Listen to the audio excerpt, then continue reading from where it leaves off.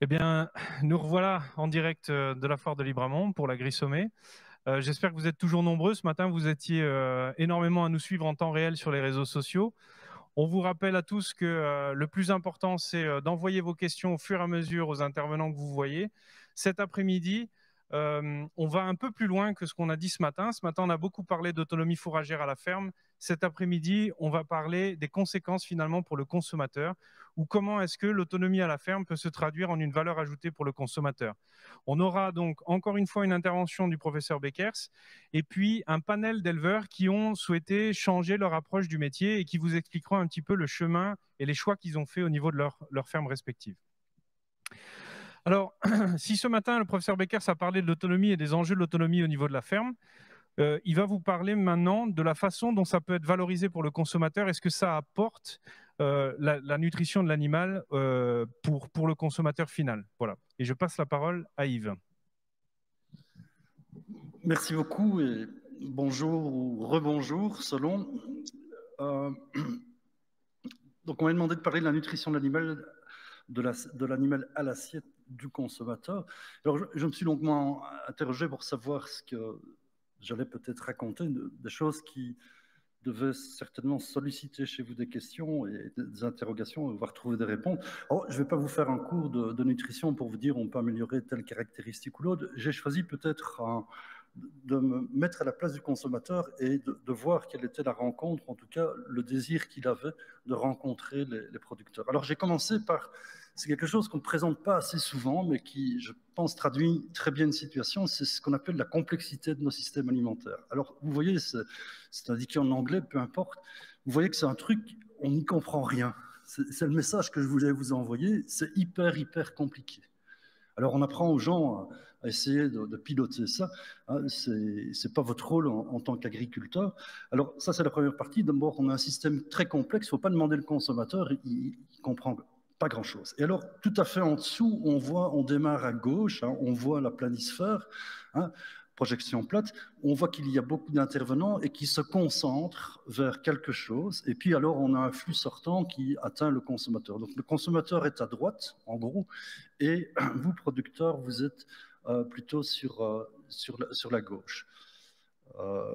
Je crois que je dois inverser le sens pour la manière... Non, vous le voyez comme ça aussi, il n'y a pas de souci. Alors, entre les deux, qu'est-ce qu'il y a? Eh bien, il y a ce qu'on appelle l'agroalimentaire. Loin de moi de jeter un pavé dans la mare sur l'agroalimentaire, ce n'est pas du tout mon rôle. Simplement, on a des effets de concentration. Donc, beaucoup de producteurs, et ça dépend des pays, en Belgique, vous êtes 1%. À peu près. Il y a des pays où ils sont 60-70%. Et il y a beaucoup de consommateurs de l'autre côté, et entre les deux, il y a un effet de concentration, un effet d'entonnoir, c'est quelque chose qui est présent. Et alors, nos systèmes alimentaires sont fort questionnés, critiqués peut-être par certains, mais ils sont questionnés. On a des systèmes qui ont pris du temps à s'établir, qui ont mis énormément de temps, je regarde ma montre, énormément de temps, c'est compliqué. Il y a un grain de sable, ça n'a plus l'air de bien fonctionner. Alors, je pense qu'il y a deux attitudes, et c'est des attitudes plutôt qu'on s'interroge sur ces attitudes au niveau de l'exploitation. Est-ce qu'on met de l'huile pour faire tourner les engrenages, hein? C'est des choses que vous connaissez. Ou alors, est-ce qu'on démonte le système et qu'on reconstruit quelque chose de différent? Donc, c'est des attitudes qui sont un peu opposées. Je pense qu'il ne faut pas de nouveau uniquement être binaire, vous allez certainement vous trouver à l'intersection des deux. Donc, on garde ce qui existe, le meilleur peut-être, et on reconstruit quelque chose de nouveau. C'est un peu mon message.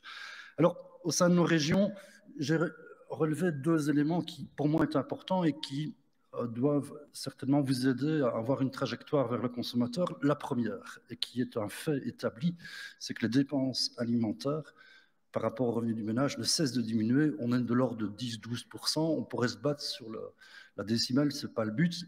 C'est une dépense alimentaire qui diminue au cours du temps. C'est lié à quoi? C'est ce que j'appelle le vouloir d'achat, c'est-à-dire le vouloir d'achat pour consommer autre chose ne cesse de grandir. Et il faut dire que les gens du marketing qui font du non alimentaire sont très forts pour ça.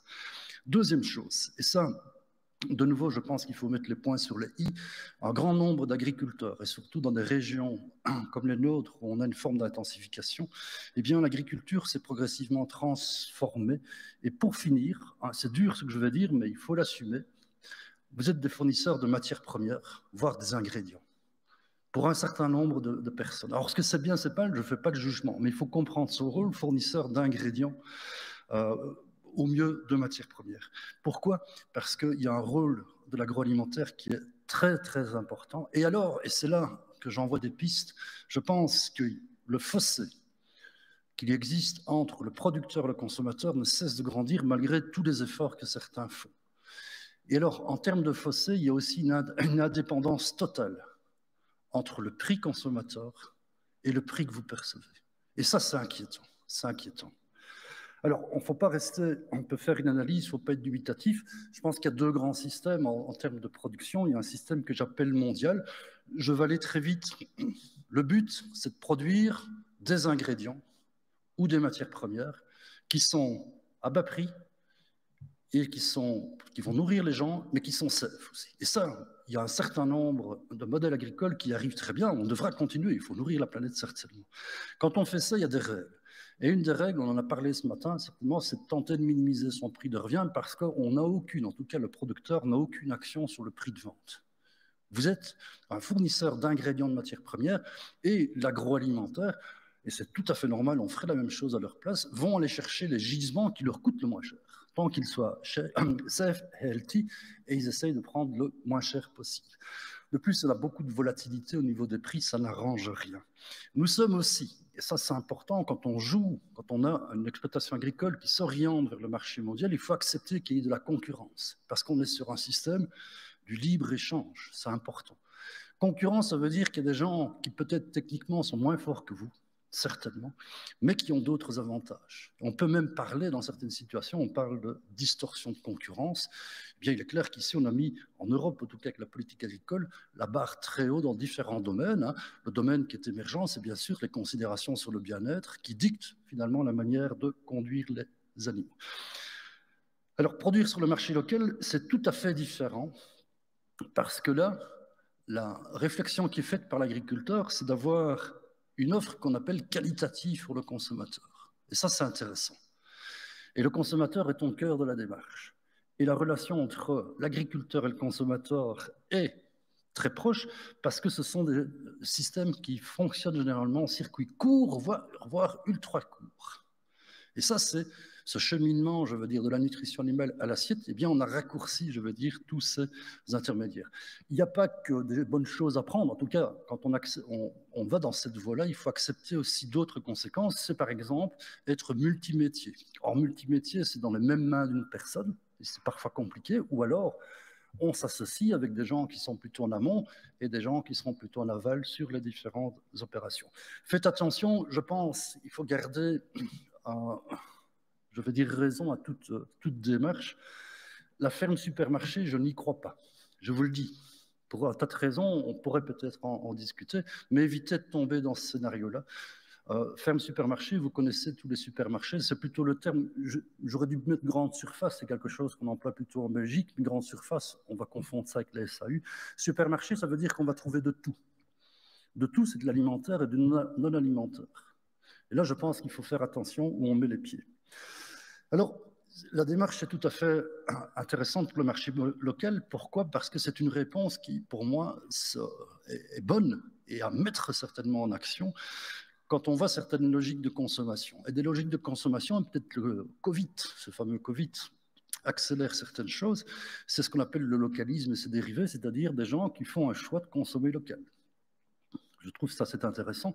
Il y a quelque chose qu'on oublie, et j'insiste, beaucoup d'agriculteurs, transformateurs, commerçants, à réfléchir aussi sur ce qu'on appelle la naturalité de l'alimentation. C'est du questionnement qui ressort très fort, en tout cas dans les travaux scientifiques qui sont conduits, et c'est à travers le monde, pratiquement, en tout cas le monde où le pouvoir d'achat des gens est important pour pouvoir faire ce type de choix.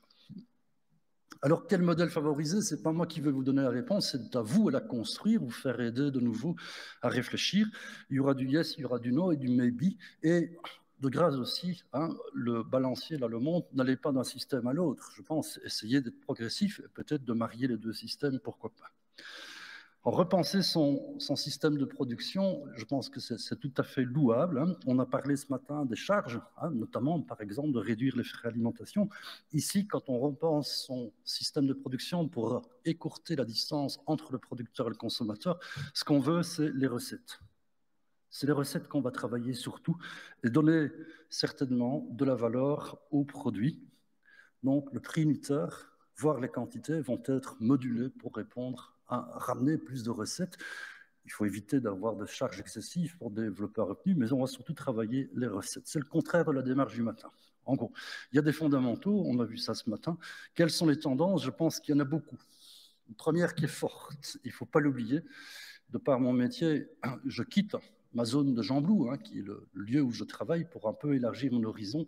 Regardez ce slide qui dit simplement que compte tenu de la démographie, la dynamique de croissance de la population, on est passé de plus ou moins 0,43 hectares par habitant en 1960.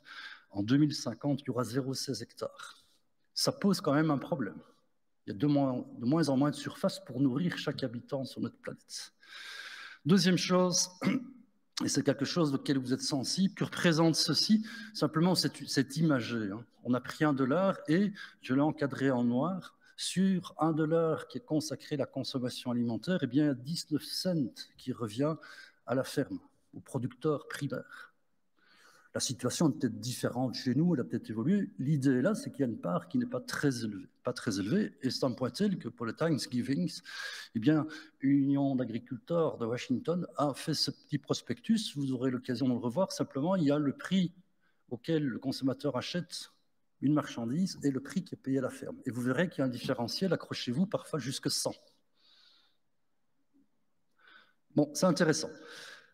L'autre chose, c'est que, et ça c'est mon message principal certainement aujourd'hui, en tout cas pour des actions locales et raccourcir la distance entre le consommateur et le producteur, c'est dans l'assiette que ça va se régler.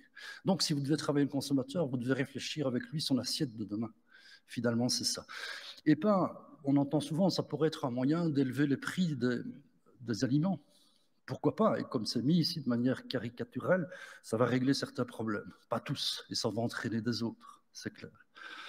Ce que je veux dire aussi, c'est que l'assiette risque de changer. Pourquoi? Il y a toute une réflexion qui se fait sur l'alimentation. Il est clair que dans nos sociétés, on est hyper alimenté.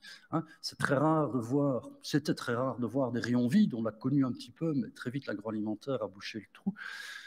On a pléthore d'aliments et certainement que l'alimentation doit être redirigée. On ne va pas rentrer dans ces énormes débats. Simplement, j'ai repris un travail qui était fait en Suisse. Vous avez à gauche ce que les Suisses mangent en moyenne et à droite ce qu'ils devraient manger. Vous voyez que l'assiette va changer.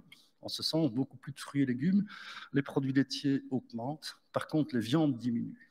Et ça, j'en parlais ce midi avec certains à table. Il faut se préparer à ça, malgré tout ce qu'on peut faire pour freiner ça. La tendance forte est là, elle est là. Alors, ce que je voulais dire aussi, c'est qu'il y a toute une série d'éléments qui peuvent être pris en considération pour nourrir, j'ai intitulé ça « Comment nourrir 10 milliards de personnes avec une seule terre ». Je pense que dans votre démarche locale, vous devez intégrer ça. Alors, on peut choisir son itinéraire technique, comme reprend ici la question « Demain, quelle agriculture ?» Je ne suis pas contre. Je ne suis pas contre. Le matin, on m'a présenté comme étant un gars de tradition et pas de rupture. C'est vrai, j'accepte ce compliment. Simplement, quand on voit certaines pratiques agricoles qui sont préconisées par des courants d'idées ou par des praticiens, ce sont des pratiques agricoles comme le monde, de nouveau la caricature, eh bien, on a l'impression que c'est un peu un retour en arrière. Un retour en arrière n'est pas une mauvaise chose quand c'est nécessaire. Simplement, si on veut aller vers ces pratiques, il est clair qu'on va retrouver beaucoup plus de personnes dans les champs. C'est clair. Est-ce que la société est d'accord de faire ça?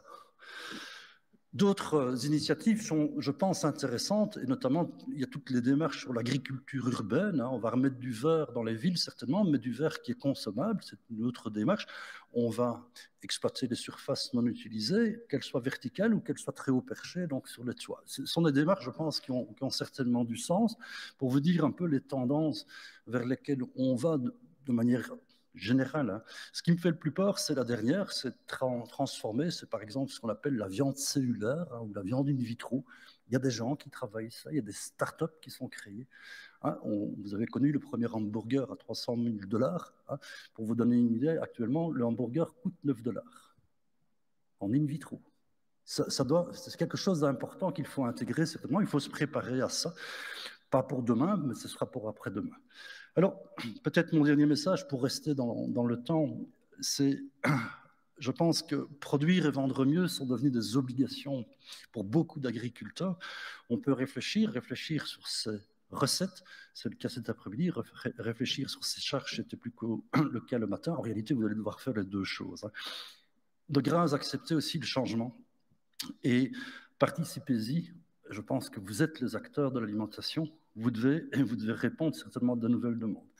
Il y a beaucoup de scénarios qui sont possibles, c'est impossible de tous les passer en revue. J'ai essayé de vous envoyer des grosses tendances, mais je pense qu'on doit travailler à l'échelle mondiale et à l'échelle locale. À l'échelle locale, un signal qui est fort et qui est, je pense, porteur, c'est de réduire la distance entre le consommateur et le producteur.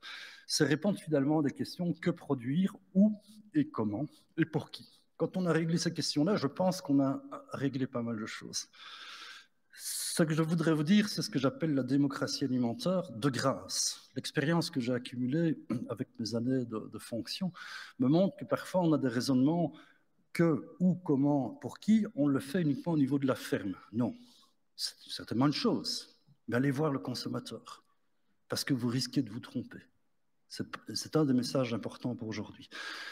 Je reprends ici une affirmation, elle vaut ce qu'elle vaut, mais je pense qu'il y a du sens. En tout cas, c'est une affirmation qui est partagée par un grand nombre. L'alimentation est considérée comme un bien public avec toutes ses conséquences, donc elle doit être gérée par tous les citoyens, qu'ils soient agricoles ou non, c'est ça que ça veut dire. Alors tous les acteurs doivent participer, les agriculteurs certainement, c'est votre réflexion. L'agroalimentaire, ne faites pas l'impasse, c'est là que les grosses consommations se font, la distribution certainement aussi.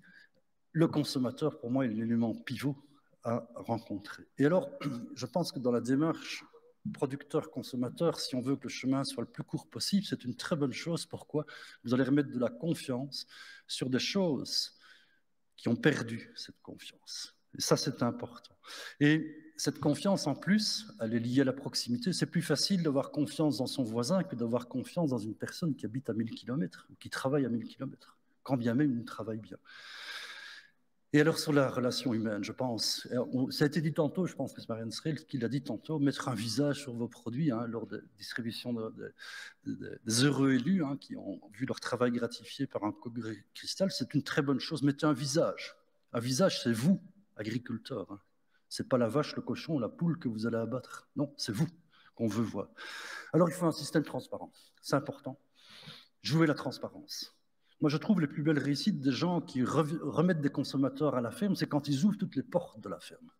Et on ne ferme pas certaines portes parce qu'on ne veut pas montrer certaines choses. Et enfin, essayer de raconter une belle histoire. Je pense que la population, le consommateur, est demandeur de belles histoires. Je résumerai peut-être par les deux slides ici. Vous voyez que j'aime bien la caricature. La partie de gauche montre une affiche qu'on peut retrouver à l'entrée d'un village français, et c'est le monde agricole qui l'a créé et qui dit en quelque sorte aux non-ruraux, aux néo-ruraux: attention, ici, on est en zone rurale. La zone rurale est la zone d'activité agricole, donc acceptez les activités agricoles. De l'autre côté, on a certainement des citadins qui sont venus s'installer à la campagne et qui avaient une vue bucolique de la campagne comme espace de détente, des choses comme ça, et qui oubliaient que la campagne est avant tout, et surtout, activité, je veux dire, de fonction agricole, et que ça n'allait pas non plus. Moi, je pense que c'est un peu la conclusion de mon exposé, on doit fusionner ces deux images, c'est-à-dire ne pas faire du frontal vis-à-vis des consommateurs, et la même chose, le consommateur ne doit pas faire un frontal vis-à-vis du monde agricole. Je vous remercie. Eh bien, Yves, impressionnante mise en lumière des aspects clés qui se cachent derrière toutes ces questions. Aujourd'hui, on a un public majoritairement agricole, évidemment, mais je pense que tout a été dit, la transparence, le lien avec le consommateur. Et comme je disais ce matin dans la vidéo d'introduction dans le studio de Léo, c'est important de devenir une agriculture qui propose et pas une agriculture qui produit. Le switch n'est pas tellement grand à faire. Et pour vous illustrer tout ça, on a invité tout un panel que j'invite d'ailleurs à rejoindre les chaises devant, donc qui vont s'installer les uns après les autres. Alors n'hésitez pas à poser vos questions, que ce soit pour le professeur Beckers ou le panel. Qu'est-ce que c'est une agriculture en mutation? On le disait aussi avec Jean-François Heymans, c'est aussi un changement dans les mentalités de la formation de l'agriculture. Installez-vous, installez-vous. C'est un changement dans la façon dont on forme les futurs agriculteurs aussi. C'est aussi de leur dire que finalement, ce n'est pas juste élever des vaches, produire des végétaux, c'est aussi reconnecter avec le consommateur et de voir la ferme comme une entreprise à part entière, avec des clients, avec des fournisseurs, etc., etc. Voilà. Alors, qui on accueille aujourd'hui, cet après-midi, sur le panel, en direct de la Foire de Libramont pour l'Agri-Sommet? On accueille un panel d'éleveurs, majoritairement, même si certains ont d'autres diplômes. Je vais d'abord vous présenter mon camarade vétérinaire, qui est Nicolas Guillaume, qui est là, pas avec sa casquette de vétérinaire, mais avec sa casquette d'éleveur, parce qu'ils ont fait une approche un peu particulière sur la production de bovins. On aura la chance d'écouter Eric Elias, qui est ingénieur, qui lui aussi accompagne le monde agricole depuis des années et des années, et qui voit ces évolutions et vers où le monde va nous emmener. On aura la chance d'écouter Damien de Villers, qui sera là en tant que producteur d'aliments, mais il est aussi éleveur. Jean-Marie Lebout, qui est éleveur laitier, nous présentera un peu sa philosophie de présentation de ses produits comme éleveur laitier aux consommateurs. Sébastien Bacriche nous donnera un feedback en tant d'éleveur d'ovins. C'est Florian. Florian. Je vous prie d'excuser, c'est les aléas du direct. Et enfin, on terminera par Charles Mercier, qui lui est éleveur de bovins, mais aussi spécialement de volailles. Et donc, c'est plutôt ton approche de l'élevage volailler que tu nous présenteras. Alors, pour commencer, Nicolas, tu vas nous parler un peu de l'initiative un peu folle que vous avez prise en tant que producteur de viande et par quel chemin vous êtes passé pour reconnecter avec le consommateur. Voilà, en fait, c'est une histoire qui a commencé un peu grâce à la Foire Libramont, qui avait fait une étude, enfin, demandé une étude sur la viande. Et il est apparu qu'en fait, on achetait de la viande et il n'existait pas vraiment de marque, on ne mettait pas un nom, on ne mettait rien dessus. Donc voilà, le projet, on s'est rencontrés à ce moment-là après cette réunion à la Foire et on a décidé de créer donc cette marque de viande-là. Avec, je dis, un cahier des charges bien précis et surtout une vision un petit peu de l'avenir, peut-être manger moins de viande, mais sûrement de l'excellente qualité. Et pour revenir un peu à ce que M. Becker disait, je pense qu'un des grands mots aussi qu'il y avait dans la coopérative, c'est cette transparence-là. Ça veut dire, oui, ouvrir nos fermes et dire, voilà, c'est là ce que nous, voilà ce que nous faisons et on peut venir le voir. Donc, Cornu qui est né ainsi, c'est pour ça que nous l'avons créé en faisant des parts A, B et C. C'était les parts A, c'était les créateurs. Et puis ensuite, les parts B, en fonction de l'évolution de la société, d'autres producteurs pouvaient rentrer dans Cornu. Et les parts C, c'est tous ceux qui, je veux dire, qui croient, je veux dire, un peu à l'avenir de l'agriculture maintenant. Et c'est pour ça qu'on a dit ouvrir nos fermes et cette transparence-là. Venez voir, faites partie du projet. Donc voilà. Ici, nous avons démarré, nous avons entré sur quelques marques, enfin, sur une grande surface. Nous avons aussi notre propre magasin à Auchan et 2 autres qui vont bientôt s'ouvrir dans les prochaines semaines. Et donc voilà, nous avons fait un cahier des charges aussi où il fallait être très cohérent dans l'alimentation. On peut parler de l'autosuffisance, je pense qu'on a 80% sur notre ferme en autosuffisance au niveau fourrage et ce qui nous manquait comme le lin et tout ça, on a dit qu'on allait les rechercher dans les 150-200 km autour de la ferme pour ne pas faire venir d'autres céréales qu'on connaît de très loin. Donc ça, c'était un des piliers. Et voilà, donc tout doucement, cette marque est en train de se développer en grande surface et via nos magasins. On était un peu restreint aussi via le Covid dû aux collectivités à l'ORECA. C'est une situation qui est là, mais enfin bon, voilà. Et voilà, nous sommes en plein développement. Super, je vais passer directement la parole à Eric. Eric, un peu comme Olivier ce matin, tu fais partie des intervenants qui reconnectent la passion de l'élevage avec la réalité des chiffres. Et donc, tu vas nous présenter un petit peu ce qu'on peut dire de la durabilité de l'image de la viande. Merci Léonard. Donc, je suis Eric Elias, donc je travaille comme nutritionniste pour la Société du Moulin. Et voilà, j'aurai l'occasion maintenant de vous présenter la démarche qui a été suivie par du Moulin pour développer une gamme d'aliments, une stratégie alimentaire qui permet d'améliorer l'image et la durabilité de la production de viande bovine. Alors, dans quelques mots de contextualisation, très rapidement, bon, tout le monde a entendu parler du Green Deal et des objectifs généraux de réduction des émissions aux horizons 2030 et 2050 au niveau européen. Mais ces objectifs vont être transposés aux niveaux nationaux, régionaux et sectoriels. Et bien entendu, le secteur de l'élevage n'y échappera pas. À titre d'information ou pour un ordre de grandeur, le secteur de l'élevage en Wallonie représente 7% des émissions totales de gaz à effet de serre. Donc ça situe un petit peu le secteur. Et le secteur de la viande bovine en particulier, il démarre dans une situation qu'on peut qualifier d'assez défavorable, puisque le bilan des émissions de gaz à effet de serre par kilo de viande produit pour la viande bovine est 4 à 5 fois plus élevé que celui des autres viandes les plus consommées, donc le porc et la volaille. Cette situation explique sans doute en partie la mauvaise image qui est véhiculée dans l'opinion publique pour la filière bovine. Alors, quels sont les reproches les plus communément faits? C'est d'abord que la filière est grosse émettrice de gaz à effet de serre, en liaison avec le transport des matières premières, la déforestation pour la production de certaines de ces matières premières. Bon, c'est clair qu'on vise un peu le soja sud-américain.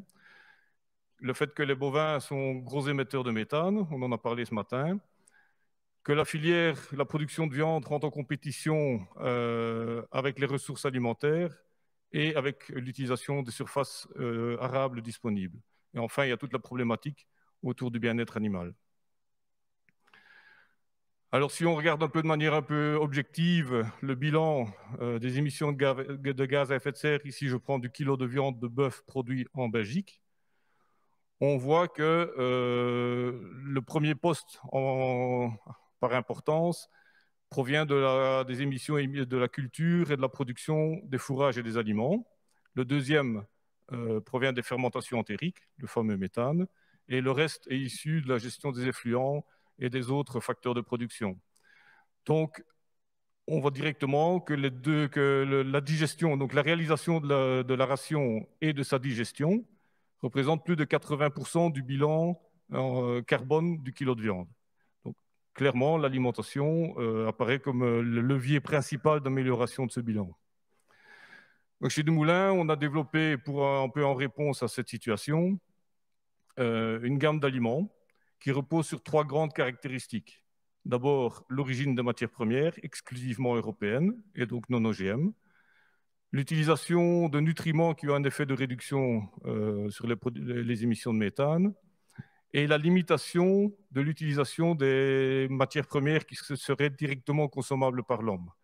On obtient comme ça une gamme d'aliments complets qui a un effet qui est performante, c'est important de le dire, et qui aura pour effet de faire diminuer le bilan CO2 par kilo de viande produite. Et, chose importante également, sans surcoût par kilo. Donc, je vais passer rapidement en revue les quelques grandes caractéristiques. D'abord, l'utilisation de matières premières européennes, donc locales. Le principe, il est simple, c'est de s'approvisionner le plus près possible dans la manière où les produits sont disponibles.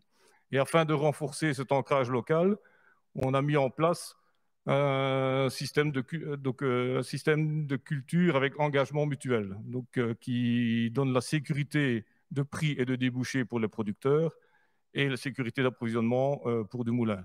Donc les cultures visées sont essentiellement le lin oléagineux, les pois protéagineux et les févroles, donc pour l'aspect approvisionnement en protéines. Un avantage additionnel de cette caractéristique, c'est qu'on obtient comme ça une alimentation qui est non OGM. Alors, deuxième caractéristique, c'est l'effet sur les émissions de méthane et sur l'efficience alimentaire.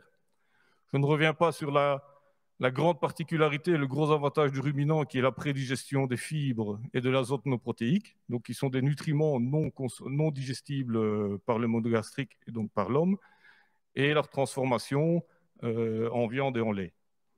Donc, avec le revers de la médaille, c'est que ces fermentations ruminales produisent du méthane.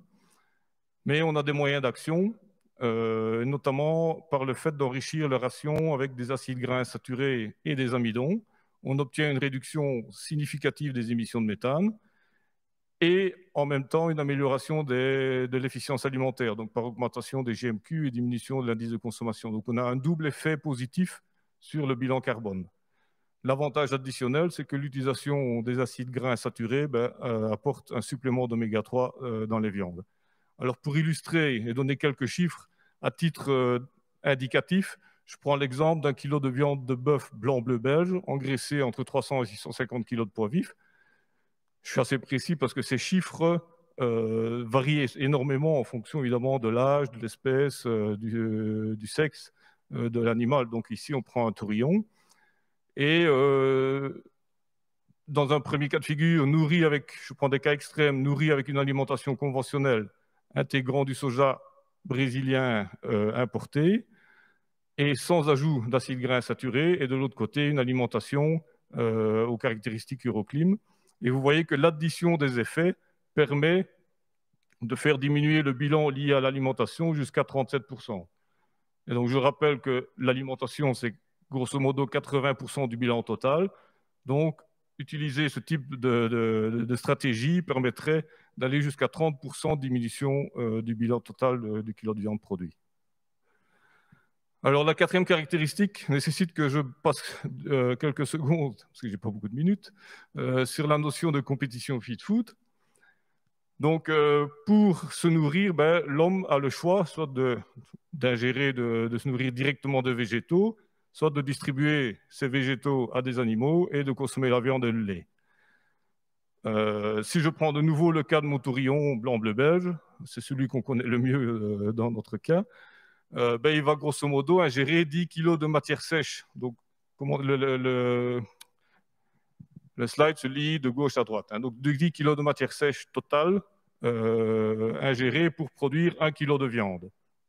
Et si vous prenez 1 kg sur 10, cela donne ce qu'on appelle l'efficience brute, donc qui est de plus ou moins ici, dans ce cas-ci, de 10%, divisé par 10.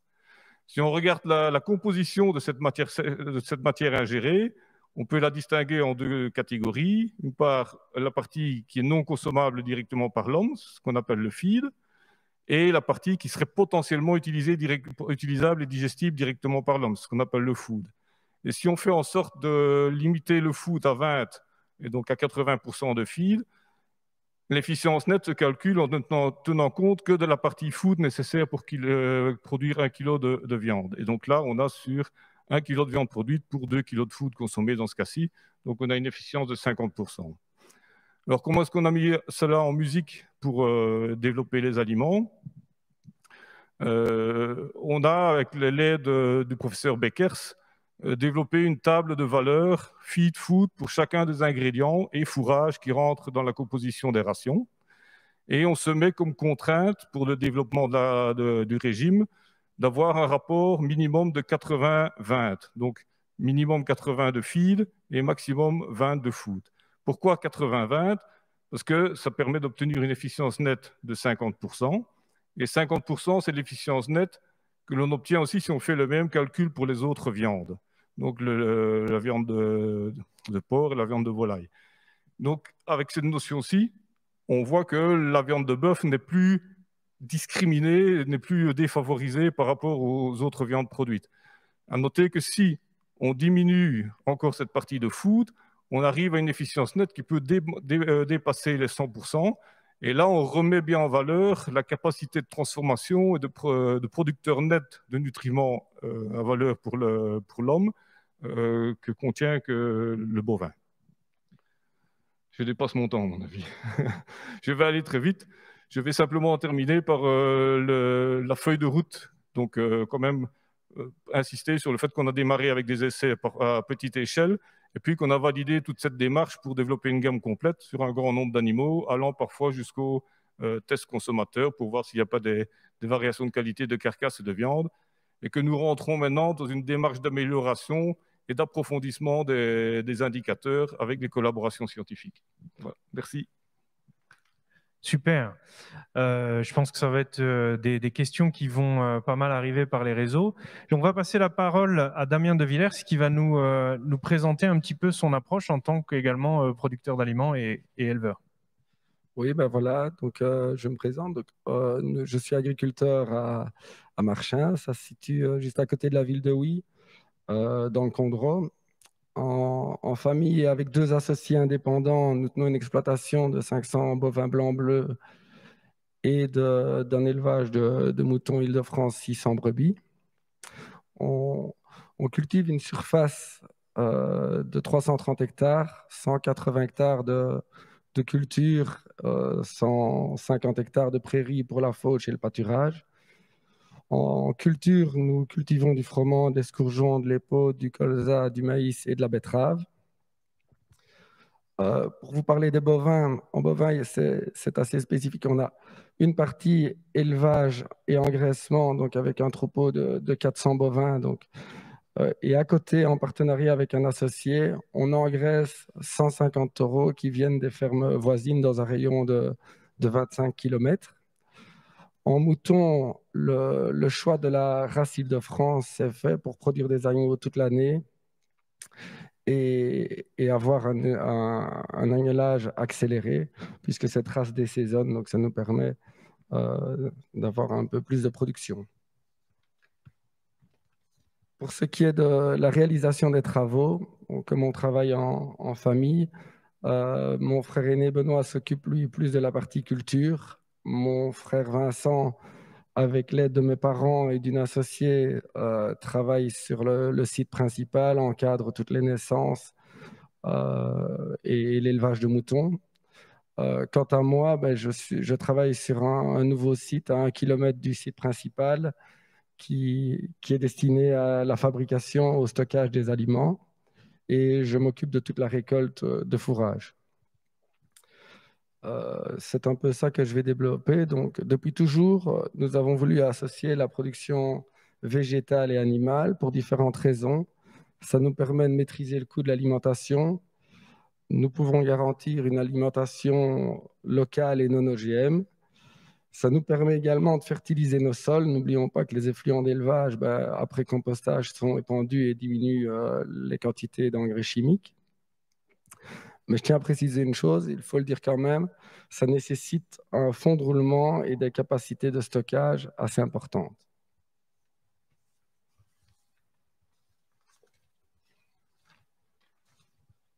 Pour parler donc plus de mon métier de fabricant d'aliments au sein de l'exploitation, parce qu'il faut bien préciser que je m'occupe de la fabrication, mais uniquement des aliments consommés chez nous. En matière première, nous produisons le foin, le préfané, le maïs en silage. On achète un peu de maïs grain pour de temps en temps enrichir un maïs un peu faible. On produit le froment, l'escourgeon, l'épeautre. La pulpe de betterave surpressée est reprise puisqu'on est aussi planteur de betterave. Et alors, on achète du tourteau de colza, du tourteau de lin, les minéraux et l'aliment liquide, le boval. Avec l'aide d'un nutritionniste, on établit les rations en fonction des stocks. Il y a 6 rations différentes. Il y a 2 aliments veaux en premier âge, en deuxième âge, qui eux sont avec un grand pourcentage d'épeautre.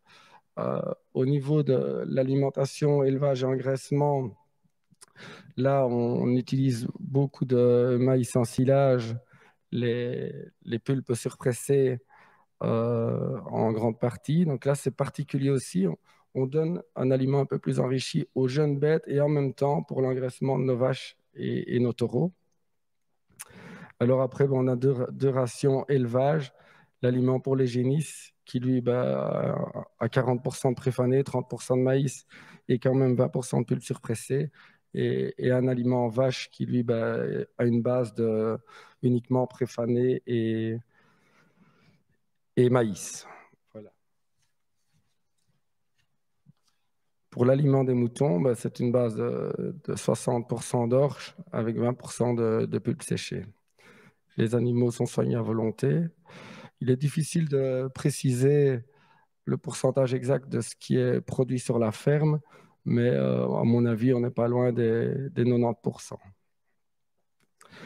Pour les aliments bovins humides, ils sont fabriqués tous les 2 jours et repoussés 2 à 3 fois par jour. Les aliments secs pour les moutons et les veaux, eux, sont fabriqués en fonction des besoins, mais jamais pour une durée de plus de 20 jours pour éviter la perte d'appétence. Je vais un peu vous parler pour ce qui est de la production. Nous chargeons nos taureaux entre 20 et 22 mois. Ils pèsent entre 500 à 530 kg carcasse. Nos vaches restent plus ou moins 3 mois en engraissement et pèsent également entre 500 et 550 kg carcasse. Nos agneaux, eux, sont chargés pour un poids carcasse de 18 à 24 kg à l'âge de 4 mois. Les brebis de réforme, elles, sont vendues via un marchand. Maintenant, je vais vous commenter, si j'ai encore un peu de temps, juste les quelques photos. Donc ici, vous avez la photo d'un bâtiment d'engraissement et d'élevage. Donc c'est soigné à même le sol et repoussé 2 à 3 fois par jour. Le problème d'échauffement qu'on peut de temps en temps rencontrer en période d'été, on pense souvent que c'est le fait de mélanger pour 2 jours qui est un problème, mais moi je trouve que le problème est plutôt dans les fronts de silo au niveau de la conservation du maïs et des pulpes. Donc c'est là qu'il faut vraiment, pour moi, être vigilant. Je ne sais pas si on peut changer les photos. Voilà, donc au niveau de la récolte des fourrages, le choix du ballon c'est fait parce qu'on a une ferme très étendue et parfois avec des petites parcelles. Donc, ça nous permet de stocker parfois en prairie ou de ramener à la ferme. Et ça permet aussi, en fonction de la matière sèche et de la qualité, d'orienter soit vers les moutons, soit vers les bovins. On peut changer de photo. Voilà, donc ici, c'est des photos qui illustrent le stockage du maïs et des pulpes. C'est des silos qui font 3 mètres de hauteur. Les murs font 3 mètres et 50 mètres de long pour avancer au minimum à 1 mètre semaine. Pour les pulpes, on les reçoit 2 fois par an. La première partie en septembre, la deuxième partie au mois de janvier, à la fin de la saison, ce qui permet d'avancer un peu plus, plutôt 1,5 mètre semaine, et de ne pas faire un front de silo de plus de 2 mètres de haut, ce qui permet de conserver beaucoup mieux les pulpes. Et de nouveau, la période d'été est plus délicate.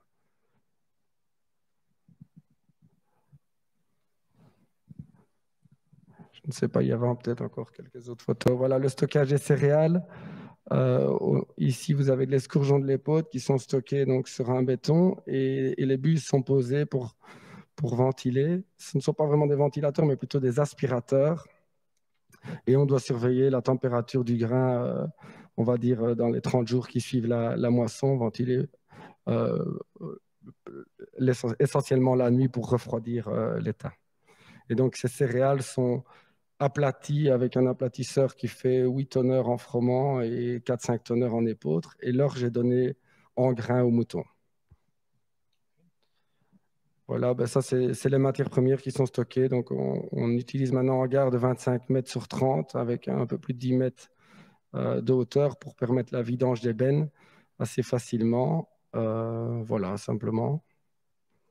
Le stockage de l'aliment liquide, une particularité pour le confort, il est commandé avec télécommande pour introduire l'aliment dans la mélangeuse et accueillir des camions complets, évidemment, pour une question de prix.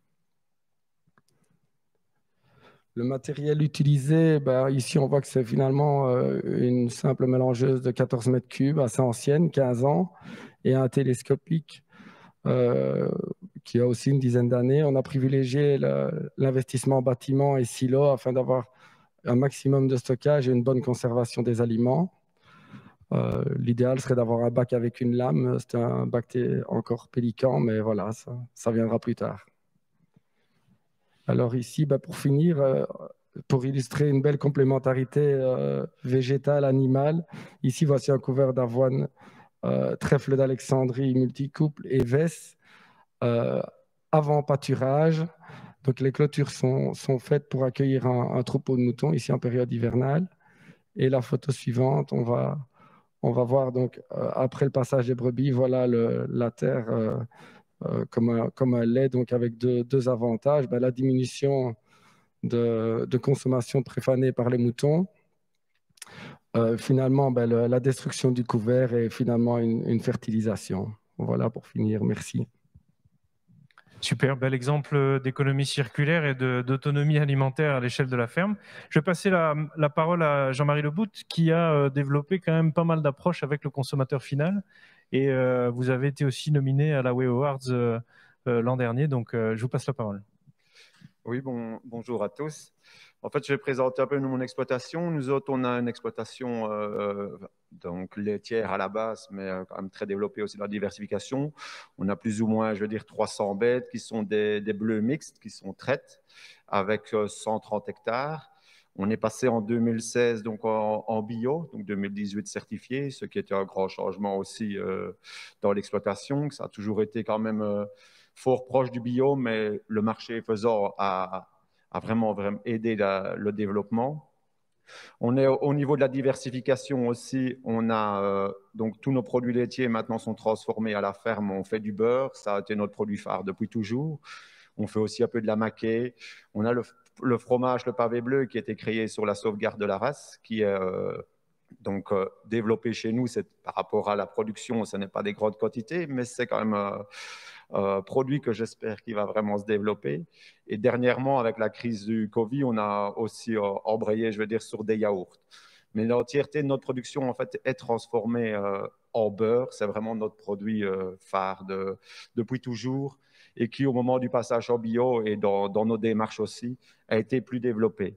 À côté de ça, on a aussi le tourisme. Donc ça, c'est l'avantage du contact direct avec le consommateur, avec 2 gîtes de grosse capacité, même maintenant un 3e de 8 personnes, mais c'est 19, 21 et 8 personnes.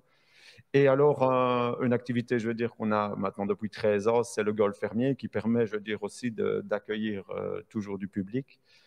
Et une salle de réception, mais c'est plutôt une salle restaurant, avec un restaurant sous réservation pour laquelle il faut toujours, je veux dire, c'est pour groupe, toujours réservé avant de venir.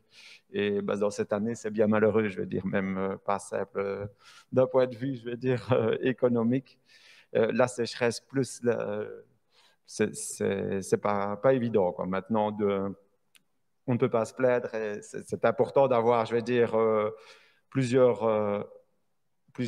cordes à son arc, plusieurs flèches à son arc, comme ça, je veux dire, dans les différentes filières. Par rapport à l'agriculture, donc vraiment au niveau de la ferme, des 130 hectares, c'est vraiment, nous autres, on est en région Famenne, donc très touchés par la sécheresse. Là-dedans, il y a plus ou moins, je veux dire, 30 hectares qui sont d'office avec des céréales immatures et d'office un fourrage à planter avec un trèfle, parce que les sangliers étant là, je ne mets pas des pois pour cette raison. Mais le renouvellement, je vais dire quand même, de ces fourrages, quand on en parlait tantôt dans l'autonomie fourragère, est tellement important pour la quantité de fourrage et la qualité des fourrages apportés sur la ferme, ce qui représente au total, je veux dire, une 60aine d'hectares de prairies permanentes et le restant qui est vraiment des tournantes, en fait. Et mes vaches laitières donc, sont vraiment nourries avec les fourrages produits sur l'exploitation. Et en appoint des années comme ceci, j'ai trouvé aussi la possibilité de la luzerne, je veux dire, en bio, parce que les aliments bio ne sont pas toujours simples à trouver. Donc ça permet d'apporter un aliment de qualité pour des vaches laitières, parce que ce n'est pas simple, je veux dire, de faire le rapport, je veux dire, achat et rentabilité. Mais la base de la ration, c'est vraiment donc nos fourrages. Après, on a donc la luzerne qui vient en appoint selon la météo. Et puis, en général, 1 à 2 kilos, je veux dire, de céréales qui sont produits pas sur mon exploitation, mais je veux dire par un frère à côté, d'où notre autonomie fourragère, je veux dire, sur l'ensemble. Ici, au passage en bio aussi, ce qui m'avait vraiment interpellé, c'était le fait de ne pas avoir de filière d'un point de vue viande. Et moi, donc, on a une race bleue, la bleue mixte, qui est bien adaptée, je vais dire, au pâturage et à nos régions. Mais malheureusement, les filières n'existent pas ou très peu. Donc, de vouloir développer cette viande en bio qui repartait en fait sur le marché traditionnel était vraiment dans nos valeurs aussi. Et là, actuellement, je veux dire, on fait une fois par mois des colis en vente et on a, je veux dire, des petites filières bio qui commencent à se développer. Et ça, c'est un marché pour lequel on voudrait vraiment aller plus loin, quoi. Quant au pavé bleu, ben, c'est la même chose. Je vais dire, le pavé bleu, donc c'est un bleu persillé, et quelque chose qui est quand même pas simple à faire, je veux dire, en ferme, avec au niveau des appareillages qui sont quand même fort performants et coûteux. Donc, l'idée est quand même de créer une coopérative pour avoir, je veux dire, plus de quantité de lait, puisqu'actuellement, nous transformons tout et on est en manque de quantité. Et d'avoir du matériel aussi performant. Le fait de se rassembler va faire le fait d'optimiser. Donc, on est avec 3 éleveurs actuellement sur le projet d'une coopérative pour vraiment lier aussi un fromage à la région. Moi, je prends toujours l'exemple du comté. Et moi, je trouve ça tellement important qu'on a une multitude, je veux dire, de fromages sur nos régions. C'est très, très chouette. Mais par contre, on aurait des fromages phares avec des produits, je vais dire, bien typés. Ce serait parfois plus facile d'un point de vue commerce. Parce que comme on l'a expliqué tantôt, la diversification est une chose. super agréable, je vais dire, parce que moi, je trouve qu'on se retrouve tout à fait dans notre travail en tant qu'agriculteur où on a une valorisation vraie et je travaille pour un consommateur qui nous reconnaît notre travail et souvent, nous, agriculteurs, on oublie ça de penser ce qu'on produit. On produit des bons produits et c'est vraiment important de ne pas l'oublier. On a la chance d'être en contact avec la terre, mais ce consommateur est toujours en demande, je vais dire, de plus de contraintes.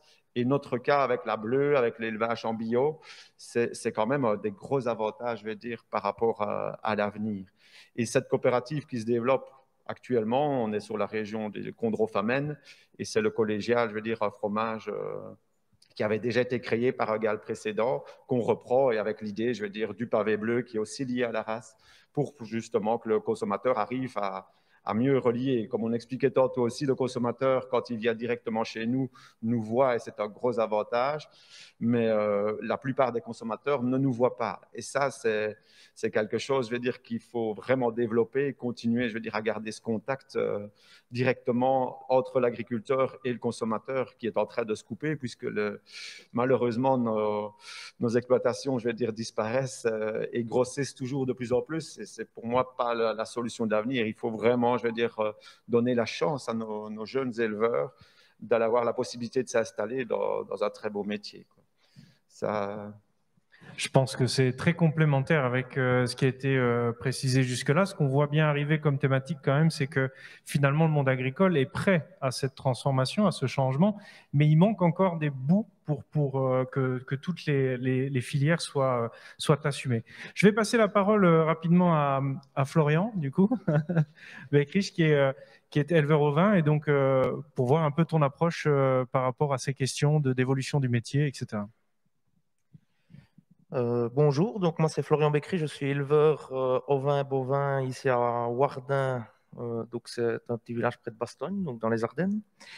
Alors je propose de vous faire un petit historique. Donc en fait moi je suis pas vraiment issu du milieu agricole, donc en 2011 j'étais plutôt hobbyiste éleveur ovin. Et alors donc mon frère était hobbyiste aussi avec moi, donc nous avons commencé à constituer une troupe d'ovins. Et qui, pour finir, à l'heure actuelle, se compose, moi, j'ai 250 brebis et mon frère 350. Donc, ayant mon père qui était boucher et un atelier de découpe, en fait, directement, on a compris que commercialiser nos ovins, c'était très compliqué parce qu'il y a une très grosse offre au niveau des agneaux anglais, enfin, ou des agneaux importés, Nouvelle-Zélande, Irlande. Donc, directement, on s'est tourné vers des bouchers qui étaient intéressés de prendre de l'agneau local. Et de fil en aiguille, nous avons trouvé des clients et tout de suite, nous avons trouvé que nous n'aurions pas assez d'agneaux. Donc, nous avons commencé à rejoindre des autres éleveurs pour faire un groupement d'éleveurs, dont Damien de Villers qui se trouve ici. Et alors, pour avoir une valeur ajoutée, directement, il a fallu proposer le fait que nos agneaux étaient nourris avec des produits, je dirais, locaux. Donc, j'ai eu l'occasion en 2014 de reprendre l'exploitation d'un oncle. Donc là, tout de suite, je suis passé en activité principale. J'ai repris une troupe de bovins de 250 bovins. Donc, j'ai pu produire des céréales directement pour donner aux ovins et bovins. Et tout de suite, là, on s'est dit qu'il fallait pouvoir produire nos aliments. Donc là, on est parti sur un achat de lin, colza, pulpe, avec un complément avec les céréales, et on produit du maïs aussi sur l'exploitation. Et directement, quand j'ai repris l'exploitation, je me suis rendu compte que les intrants étaient très importants. Donc, on est parti sur une modification des prairies temporaires. Donc, nous avons implanté des semis avec 40% de légumineuses, ce qui nous a permis, avec les années que nous avons connues, à limiter les dégâts pour la sécheresse. Donc, les semis de trèfle et les céréales. Et puis alors après, nous sommes partis sur l'achat d'un semoir pour pouvoir implanter des sursemis sur les prairies.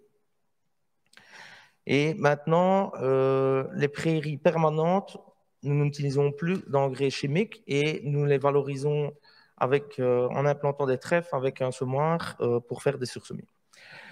Donc, tout ça pour dire que, je vais dire au niveau des ovins, on a un produit local, on a développé une marque avec l'abattoir d'Aubel, donc une marque qui s'appelle Joyau, qui est dispatchée dans les boucheries de toute la Wallonie, qui maintenant rassemble 12 éleveurs et qui vraiment est un produit local, produit toute l'année et qui est avec une autonomie fourragère dans l'exploitation qui est, je dirais, à hauteur de 90%, quoi.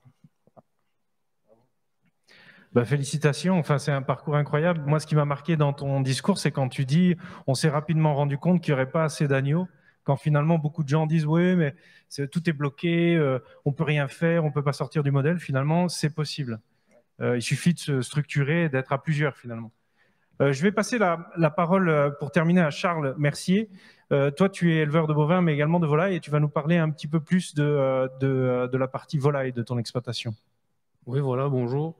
Je vais présenter un peu l'exploitation également. Donc en 2007, à la sortie de l'école, j'ai décidé de reprendre l'exploitation familiale avec mes parents.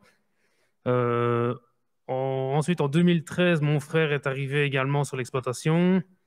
Donc, on a dû développer un atelier supplémentaire car les revenus allaient être un peu limites pour 3 ménages, je vais dire. On a décidé de s'orienter vers la volaille.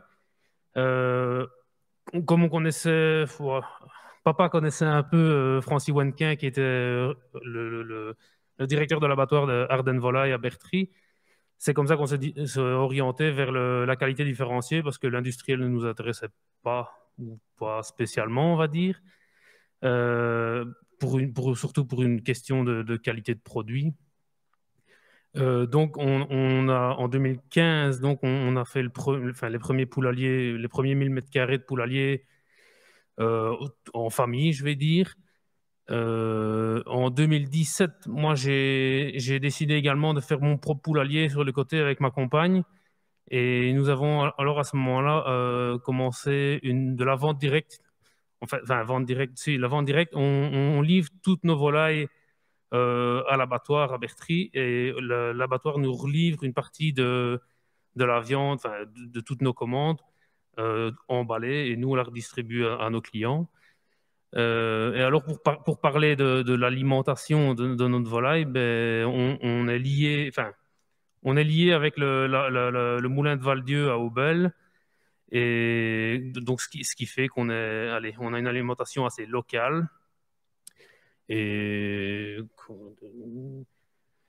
voilà. Et alors aussi, on produit un produit d'une grande qualité, je vais dire. On a un poulet qui a un parcours extérieur. Je peux dire de belle alimentation locale, de par le moulin qui est wallon. Même les poussins viennent de Wallonie, puisque c'est maintenant le couvoir l'œuf d'or. Et donc finalement, tu as un circuit complet sur ta ferme qui dépend uniquement de la région finalement? Bah, oui, de la région, oui, essentiellement de la région, en tout cas de la Wallonie, on va dire. Oui. Alors, il y a quelques questions qui sont arrivées pendant qu'on discutait. On va les aborder tous ensemble parce qu'il y a des questions qui s'adressent à plusieurs intervenants. Il y a beaucoup de gens qui posent la question de l'indépendance par rapport au soja. Parce que le grand public, c'est quelque chose qui est martelé. Et donc, j'aimerais savoir, chacun dans vos fermes, comment est-ce que vous faites pour être indépendant en protéines et particulièrement en protéines importées? Pour nous ici, pour Cornu, ben, tout ce qui est protéines, ben, nous allons chercher dans le lin. De toute façon, donc, oui, dans notre cahier des charges, on avait voulu retirer le soja.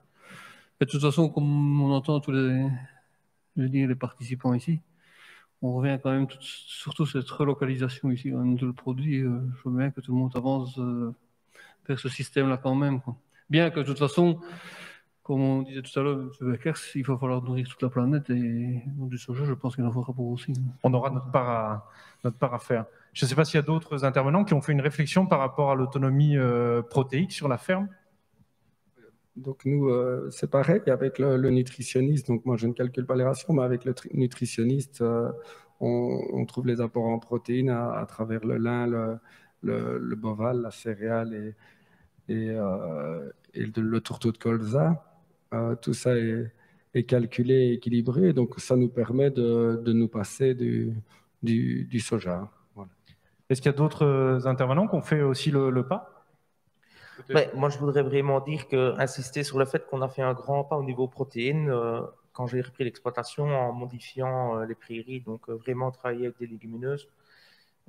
Ça nous a modifié beaucoup l'achat de protéines. Et de toute façon, je vais dire, ne pas utiliser du soja, c'est juste se poser la question de se dire, il n'y en a pas, ça n'existe pas et on fait autrement, simplement. C'est ça. Comme avant les années 40, finalement, on n'en utilisait pas. Eric, tu as une vision par rapport à votre charte? Oui, donc, nous aussi, c'était une question il y a une dizaine d'années quand on a commencé. Un aliment sans soja, ce n'est pas un bon aliment. C'était une marque de qualité. C'est un peu devenu l'inverse maintenant. Il ne faut pas jeter l'opprobre sur le soja, mais peut-être se passer du soja importé, certainement. Un jour, et la France avance à grands pas sur des cultures de soja non OGM. Donc, on aura certainement à un moment donné des quantités importantes de soja européen, et pourquoi pas. Mais en tous les cas, nous, depuis quelques années, dans la gamme Euroclim, on se passe du soja. Et on vend cette gamme en grande quantité, avec un grand nombre d'animaux abattus. Et on a été prudent au début à faire des tests pour être sûr que les performances zootechniques et économiques et sur la qualité de la viande étaient au rendez-vous, et il n'y a vraiment aucun souci. Le soja, c'est facile. On peut l'utiliser comme seule source de protéines. C'est un peu plus compliqué quand on s'en passe parce qu'il faut aller chercher une combinaison de sources de protéines pour essayer d'équilibrer les sources en acides aminés. Mais on a le pois, on a la févrole, on a le colza, on a des alternatives locales. Donc c'est faisable. C'est tout à fait faisable. Je ne sais pas s'il y avait, Jean-Marie, tu avais peut-être un point de vue là sur la question. Je veux dire, personnellement, nous autres, étant bio et fort, c'est quand même pas intensif. Je veux dire, quelque part, est-ce comme il disait, les légumineuses sont vraiment la clé, je veux dire, chez moi. Après, plus on va pousser dans l'intensif, plus on aura besoin, je veux dire, de protéines, ce qui n'est pas toujours le cas chez moi, avec une race qui est quand même plus rustique. Ça, c'est clair, c'est différent. Alors, il y avait une question justement encore sur le soja, c'est est-ce qu'il est possible d'implanter en Belgique de la culture de soja? De l'implanter, oui. D'en récolter des quantités suffisantes, c'est plus compliqué. Donc, c'est probablement pas par cette astuce qu'on va pouvoir s'en... Pas encore, mais ça viendra certainement. Hein. Donc, mais aujourd'hui, enfin, il y a des essais qui ont été faits l'année dernière et les rendements étaient un peu décevants. Enfin, l'année précédente, pardon. Donc, c'est encore un peu juste au niveau de la rentabilité, mais je suis certain que les variétés, et on sera sans doute peut-être aidé aussi avec le changement climatique. Et donc, qui sait, oui, certainement. La France en fait déjà énormément. Il ne faut pas aller loin pour avoir des cultures de soja. À 400 km de chez nous, on a des cultures de soja avec des rendements très, très honorables. Qui fait partie finalement de la grande famille des oléagineux, protéagineux et des légumineuses. Et donc, finalement, dans le futur, tout ça va être appelé à être changé au niveau agronomique. Il y aura probablement beaucoup d'initiatives. Moi, ce qui m'a marqué, et je pense qu'on va en terminer là parce que c'est la fin de la session questions-réponses, c'est que finalement, chacun dans vos parcours, vous avez été confronté à des questions et vous avez tenté d'y répondre par différentes approches. Il y a des approches qui sont tournées vers l'intérieur. Je pense au parcours de Damien où c'est de se dire, tiens, qu'est-ce qu'on peut faire? Qu'est-ce qu'on produit? Comment est-ce qu'on peut le valoriser? Il y a des approches qui sont basées sur l'extérieur, c'est-à-dire pour l'approche cornue, par exemple, c'est de se dire, tiens, qu'est-ce qu'attend notre consommateur? On produit de la viande, mais finalement, est-ce que c'est ce qu'ils veulent? Et comment est-ce qu'on peut reconnecter le consommateur? Il y a d'autres approches tournées vers l'extérieur qui sont de dire, ben, nous, on est agriculteurs, mais c'est un métier comme un autre, et c'est un des plus vieux métiers du monde, si pas le plus ancien encore vivant. Comment est-ce qu'on peut ramener les consommateurs sur la ferme? Comment est-ce qu'on peut reconnecter? Et puis, moi, j'ai été marqué aussi par les deux approches des deux jeunes agriculteurs ici, Florian et Charles. C'est de se dire, c'est possible. C'est-à-dire qu'il y a des opportunités. L'agriculture reste une opportunité. Et alors, avant de repasser la parole à Natacha, je vais finir par ces quelques mots qui me parlent toujours. C'est quels sont les 6 mots qui coûtent le plus cher en agriculture? C'est pas les fourrages, c'est pas les frais vétérinaires, c'est on a toujours fait comme ça. Voilà. Donc je vous remercie à tous pour votre attention. J'espère que vous étiez nombreux à nous suivre sur les réseaux. J'attends encore quelques réponses, quelques questions-réponses. C'est vrai, c'est le direct. Tiens, tant qu'on est là, puisqu'il y a encore un peu d'activité, il y a des questions politiques derrière l'approvisionnement en protéines. Alors, je ne sais pas si c'est le bon panel pour en discuter, mais il y a des gens qui se questionnent et qui disent « Est-ce que finalement l'Europe pourra être un jour indépendante en protéines compte tenu des accords commerciaux qu'il y a au niveau international, notamment sur le Blair House, etc. etc. » Je ne sais pas qui peut répondre à ça. Peut-être Eric?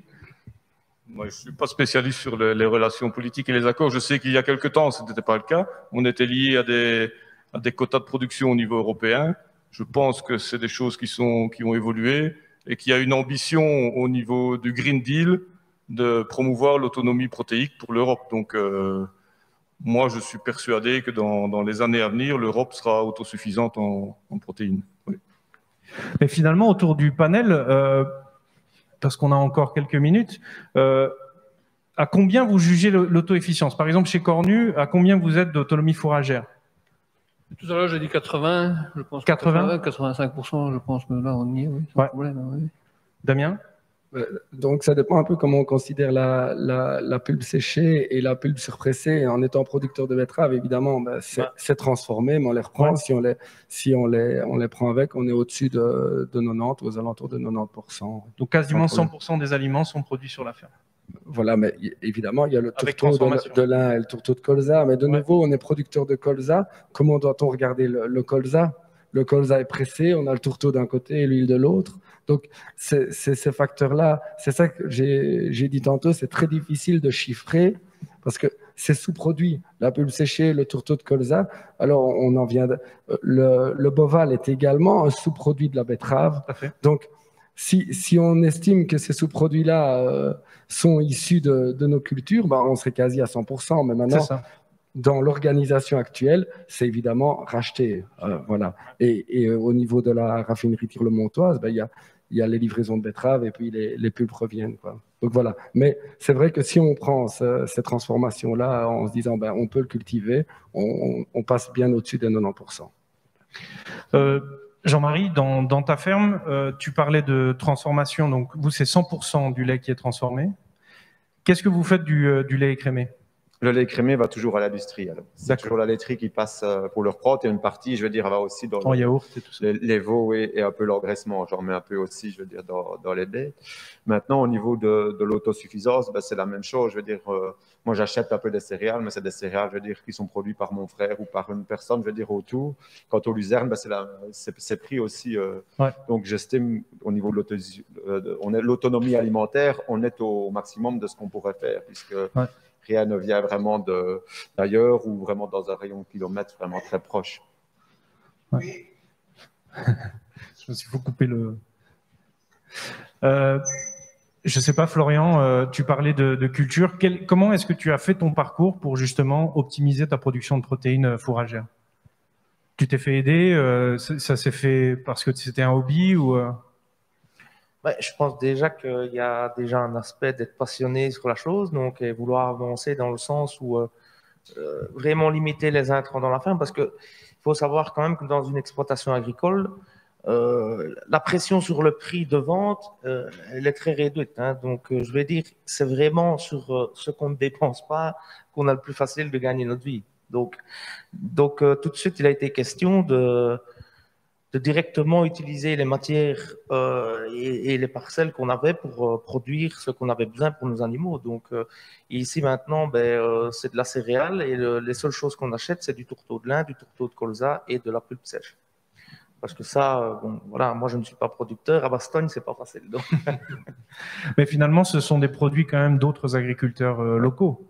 Et alors ici, puisque l'exploitation s'agrandit, mais en fait, donc on a un échange paille-fumier qui se fait avec un autre agriculteur et cette année-ci, on lui a repris de la céréale. Donc, je vais dire, l'idée n'est pas du tout de repartir acheter des produits tout faits pour donner aux animaux. Donc ici, on veut vraiment continuer à travailler avec les agriculteurs beaucoup d'agriculteurs maintenant n'ont plus d'élevage, donc Et au niveau de l'autonomie, cette année-ci, vu qu'on a eu beaucoup de sécheresse, ben, on est parti aussi pour pâturer les brebis dans des couverts hivernales. Donc, comme vous avez vu la photo tout à l'heure, donc ça, c'est vraiment quelque chose qui démarre bien, je vais dire, et on a vraiment du win-win entre l'éleveur et l'agriculteur. Charles, je ne sais pas si tu sais caractériser un peu ton taux d'autonomie sur la ferme. Ben, l'autonomie pour l'élevage bovin, oui, ben, comme je vais dire comme les autres, on essaie de produire le maximum nous-mêmes. On utilise notre céréale dans notre ration, le boval également, les légumineuses, les renouvellements de fourrage pour les bovins. Maintenant, pour la volaille, on dépend d'office du moulin parce qu'on est lié systématiquement avec. Donc, on ne gère pas l'alimentation de la volaille. Qu'est-ce qui fait que tu as choisi plutôt un système plein air avec la volaille? C'était une vision ou c'était... Surtout la vision du consommateur, oui, ouais. Essentiellement. Donc c'était aussi quelque part se raccorder avec ton client final. Oui, oui, exactement. Qu'est-ce que ça amène chez vous, Jean-Marie, le fait de recevoir régulièrement du public sur le feedback que vous avez de ces gens-là? Est-ce qu'ils découvrent? Est-ce qu'ils parfois ils sont un peu saisis? Ou est-ce que ça leur remet un peu les pendules à l'heure? La plupart, en fait, découvrent, c'est quand même, et ils sont vraiment en demande aussi de ça. Donc, puisqu'on se retrouve sur les clients qui viennent sont quand même intéressés. C'est pas les clients, les détraqueurs souvent qui viennent puisqu'ils ne connaissent pas le milieu. Maintenant, ils viennent parce qu'ils sont intéressés. Et c'est, je disais justement tantôt, pour nous et pour moi personnellement, c'est ça qui fait qui donne toute la valeur à mon métier. Parce qu'on voit vraiment qu'ils sont émerveillés, parce que la plupart ne se rendent pas compte en fait du travail que c'est d'être agriculteur et de la passion qu'on a et de toutes les choses, je veux dire, qu'on doit gérer. Et ça, souvent, ils font des grands yeux, ils sont étonnés et ne se rendent pas compte du travail qu'on fait, non plus le nombre d'heures. Et je pense que dans les reprises actuelles d'agriculteurs, si on prend d'un point de vue revenu, c'est vraiment le gros souci est là, en fait. Quand on se lance en agriculture, on sait avoir, je veux dire, si on se donne dans un travail de la même manière, je veux dire, pour ce qu'on se donne dans une ferme, les rentabilités sont tout de suite beaucoup plus élevées avec un pouvoir d'achat, avec un confort de vie qui est bien supérieur. Par contre, ce qu'on a vraiment, qu'on oublie souvent, nous agriculteurs, c'est qu'on est quand même à la base, qu'on fait quelque chose de réel. Et ça, pour beaucoup, quand on prend actuellement, je veux dire, au niveau du Covid, beaucoup de personnes, en fait, sont en train de faire des redirections dans leur façon d'avoir travaillé parce qu'ils ont remarqué que ce qu'ils faisaient n'était pas non plus quelque chose d'intéressant. Mais ce n'est pas notre cas, quoi. Quand je vois ça, ça m'émerveille et c'est ça qui fait qu'on continue. Derrière ça, il y a beaucoup de jours compliqués et... C'est peut-être un peu le message. Qu'est-ce que vous auriez envie de dire à une jeune génération d'élèves qui vont à Saint-Quentin, dans les écoles d'agriculture? Qu'est-ce que vous auriez envie de leur dire par rapport à votre parcours à chacun dans votre domaine? Nicolas, je ne sais pas si tu as un message. Un message, j'ai pas vraiment de message. Je pense que la première chose, c'est faire déjà ce qu'on aime. Après, n'importe quelle production, n'importe quel travail. Donc voilà, je pense que les jeunes, ben oui, il y a de l'avenir là-dedans, je pense. Donc après, à chacun de choisir sa voie et la faire à fond, quoi. Après, je crois qu'il n'y a rien de facile. Donc je pense que c'est au courage, beaucoup au courage et à la passion, quoi. C'est ça qui va jouer beaucoup. Ouais. Eric? Ben, moi, je dirais qu'après quelques années où on a eu un peu du mal au moral, comme tout le monde, je dirais, aussi bien chez les éleveurs que chez les encadrants, parce que c'était un peu de l'agribashing et il fallait quand même aller au boulot tous les matins et c'était pas évident de trouver des jeunes qui restaient motivés ou qui voulaient s'engager dans cette voie-là parce qu'ils avaient une vision un peu négative. Je trouve qu'aujourd'hui, on a des grands défis et on peut tous participer à notre niveau, justement à commencer à travailler d'une manière différente pour construire quelque chose qui aura du sens. Et le professeur Becker le disait tantôt, en 2050, peut-être qu'on consommera moins de viande individuellement dans nos régions, mais la demande globale, elle va exploser. Et donc, il faudra la couvrir d'une manière ou d'une autre. Et autant la faire de manière positive, et je pense que ça donne beaucoup de sens. Damien, tu dirais quoi à un jeune? Ben, moi, je dirais que finalement, en agriculture, par un peu mon expérience, ce qui est difficile et ce qui parfois nous nous casse le moral, c'est souvent la masse de travail et la fatigue. Et donc, par rapport à ça, en l'ayant vécu avec mes frères, l'organisation chez nous, elle est venue sans vraiment le décider. Mais il faut avouer qu'en période de récolte, il est très difficile, quand on fait de la culture, de l'élevage, etc., d'être à l'heure pour semer les maïs, de récolter les herbes au bon moment, en plus de surveiller les animaux. Et donc, si ces jeunes ont l'occasion, en famille ou avec certains associés, de travailler en groupe, ben, je leur dis, ben, faites-le travailler en groupe, essayez d'améliorer votre qualité de vie, ça permettra d'avoir un meilleur résultat au travail et ce sera bénéfique pour tout. Jean-Marie, un message pour les jeunes générations? Beaucoup de choses ont déjà été dites, je peux répéter, mais je trouve ça c'était très important, c'est clair. Et comme on a dit tantôt, il faut aller vers les choses qu'on aime, il ne faut pas commencer à, comme nous, je veux dire, s'ouvrir au tourisme, partir dans la diversification alors qu'on n'a pas du tout d'approche avec le consommateur. Alors il faut plus trouver les voies, mais des solutions, il y en a, c'est clair. Mais vraiment, je dis, il faut s'installer, il faut continuer, je veux dire, à reprendre, je veux dire, des exploitations parce que c'est un très beau métier. Florian? Ouais, moi, je voudrais dire que justement, c'est une chose possible puisque moi, je l'ai fait. Donc, voilà. Donc, je voudrais dire que les jeunes qui veulent s'installer, je pense que c'est encore possible. Et j'ai l'impression que les années vont encore être plus belles à ce niveau-là parce qu'on a vraiment, je pense, ma génération, quand on a de la commercialisation locale ou quoi, les gens maintenant sont vraiment ouverts à savoir d'où ça vient. On est obligé de dire d'où ça vient, de comment c'est produit. Il faut une petite histoire vraie bien sûr, mais il faut une petite histoire derrière le produit.